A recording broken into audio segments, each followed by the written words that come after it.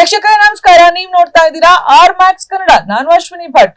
ಗದಗ ಜಿಲ್ಲಾಡಳಿತ ಭವನದಲ್ಲೇ ಲೋಕಾಯುಕ್ತ ಅಧಿಕಾರಿಗಳು ಭರ್ಜರಿ ಟ್ರ್ಯಾಪ್ ನಡೆಸಿದ್ದು 15,000 ಲಂಚ ಸ್ವೀಕರಿಸುತ್ತಿದ್ದ ವೇಳೆ ಜಿಲ್ಲಾ ಮಕ್ಕಳ ರಕ್ಷಣಾಧಿಕಾರಿ ಹಾಗೂ ಅವರ ಕಾರು ಚಾಲಕನನ್ನ ರೆಡ್ ಹ್ಯಾಂಡ್ ಆಗಿ ವಶಕ್ಕೆ ಪಡೆದಿದ್ದಾರೆ. ಹೊರಗುತ್ತಿಗೆ ಸಿಬ್ಬಂದಿಯ ವೇತನ ಬಿಡುಗಡೆ ಹಾಗೂ ಕಂಪ್ಯೂಟರ್ ಆಪರೇಟರ್ ನೇಮಕಾತಿಗೆ ಸಂಬಂಧಿಸಿದಂತೆ ಲಂಚಕ್ಕೆ ಬೇಡಿಕೆ ಇಟ್ಟ ಆರೋಪ ಕೇಳಿ ಬಂದಿದೆ. ಈ ಕುರಿತ ಒಂದು ವರದಿ ಇಲ್ಲಿದೆ ನೋಡಿ.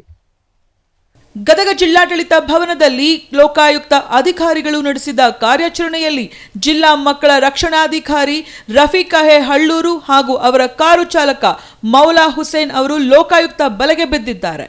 ಹೊರಗುತ್ತಿಗೆ ಸಿಬ್ಬಂದಿಯ ವೇತನ ಬಿಡುಗಡೆ ಮಾಡಿಕೊಡುವುದು ಹಾಗೂ ಬಾಲಮಂದಿರದ ಕಂಪ್ಯೂಟರ್ ಆಪರೇಟರ್ ಹುದ್ದೆಗೆ ಸಂಬಂಧಿಸಿದಂತೆ 30,000 ಲಂಚಕ್ಕೆ ಬೇಡಿಕೆ ಇಟ್ಟಿದ್ದಾರೆಂದು ಆರೋಪಿಸಲಾಗಿದೆ. ಬಳಿಕ ಮೊದಲ ಕಂತಾಗಿ 15,000 ಪಡೆಯುವಂತೆ ಒಪ್ಪಂದ ಮಾಡಿಕೊಂಡಿದ್ದರು ಎನ್ನಲಾಗಿದೆ.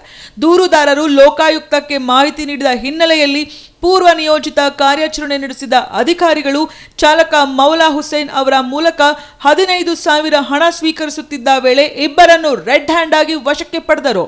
ಬಳಿಕ ಮಕ್ಕಳ ರಕ್ಷಣಾಧಿಕಾರಿ ಕಚೇರಿ ಹಾಗೂ ಸಂಬಂಧಿತ ಕಚೇರಿಗಳಲ್ಲಿ ಲೋಕಾಯುಕ್ತ ಅಧಿಕಾರಿಗಳು ದಾಖಲೆಗಳ ಪರಿಶೀಲನೆ ನಡೆಸಿದ್ರು. ಪ್ರಕರಣಕ್ಕೆ ಸಂಬಂಧಿಸಿದಂತೆ ಅಗತ್ಯ ದಾಖಲೆಗಳನ್ನು ವಶಪಡಿಸಿಕೊಂಡು ಹೆಚ್ಚಿನ ತನಿಖೆ ಮುಂದುವರೆಸಿದ್ದಾರೆ. ಈ ಕಾರ್ಯಾಚರಣೆ ಲೋಕಾಯುಕ್ತ ಡಿವೈಎಸ್ಪಿ ಲೋಕೇಶ್ ನೇತೃತ್ವದಲ್ಲಿ ನಡೆಯಿತು. Inspector Parameshwara Kavatagi, PSI SS Teli ಸೇರಿದಂತೆ ಲೋಕಾಯುಕ್ತ ಅಧಿಕಾರಿಗಳು ಮತ್ತು ಸಿಬ್ಬಂದಿ ಕಾರ್ಯಾಚರಣೆಯಲ್ಲಿ ಭಾಗವಹಿಸಿದ್ದರು.